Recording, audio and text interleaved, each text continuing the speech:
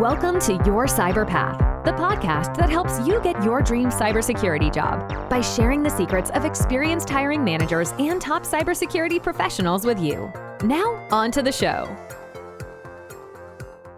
And so you get what we call a false sense of security, where you think everything's fine, but actually what's going on is everything's completely out of control and you have no idea. And if you knew what was going on, you'd be freaking out and you'd be trying to take some kind of action, and you should, but you just don't have any idea. And so psychological acceptability, if you don't pay attention to this, it can backfire on you and you can end up in an awful situation where some security incident happens and you realize upon reflection that the reason why it happened is because you were too much of a hard ass. You didn't pay attention to psychological acceptability. You didn't get people to buy in. And so they started working around you. And I've got a story I want to tell to illustrate this point. So I remember working at a place where if you wanted to do remote email, and this is before cloud got really popular, you had to, first of all, go through the VPN that had two-factor authentication. And then you had to go to email, which had two-factor authentication, a completely separate two-factor authentication. And the security people thought this was marvelous because, this is really going to keep out the people who want to mess with us. But it backfired on them because it was so onerous that people who needed to do remote email just didn't do that. And instead, what they did is they created throwaway Gmail accounts and they used that for their remote email solution. And the security people were looking at the utilization of, the VPN and the remote access, and they were looking at the logs, and they're like, this is marvelous. Everything's working just the way it's supposed to. Nobody's calling us because they can't operate the controls. Yep.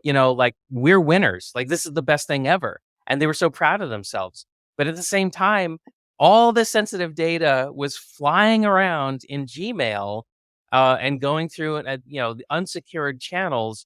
And it took them a while to figure out what was going on. And even then, they instead of sort of like admitting that they had shot themselves in the foot, they doubled down and actually would not admit that that they had made things too tight. They blamed everybody else. It was a disaster, just a total disaster. And they ended up not keeping their jobs. They rolled other people in who lowered the barriers so that it was easy to use the official system again. And man, did I learn a lot from watching that go down. Yeah, I've seen a lot of similar things to that. I'm thinking back to the beginning of COVID in 2020. I was working with the government at the time, and they decided, hey, we need to have a way to communicate with our employees because most of our stuff was done on a secret or top secret network. But now we told half our workforce to stay home every week, every other week. So essentially in our group, we said, okay, Jason, you're coming in week A, Kip, you're coming in week B, and you're both sharing the job. And that way, if Jason got sick and he had to stay home and he infected the rest of the workforce, we had that B team to take over and vice versa. And so we had A, B, and C, and we had a C reserve that we could pull in if A or B got sick. And what happened was they said, well, we have no way to contact people except for their cell phone. So they went to Microsoft, they got licenses on their O365, they set up Microsoft Teams, said everybody can use Teams as a way to communicate unclassified information such as, are you coming to work today? Are you sick? Are you checking in and mustering every day to make sure you're alive? All that kind of stuff, right? But the problem is, in true military fashion, we wanted to make sure we had lots of security controls. So they set up things like two-factor authentication. They set it up so you could only access that if you were in the US or in a particular location. And unfortunately for military folks, we're all over the world. So the people who made these rules were in Washington and they were thinking, oh, we're all in the US. And they forgot about the other, 20, 30% of the military and DoD that's outside the US in Italy, Japan, or wherever. And they had problems logging into this until they started opening this up. And so it was that same thing where they added too many controls and they broke a good thing. And so, you had the ability to use Teams, you had the ability to use Microsoft Storage in the cloud with Azure.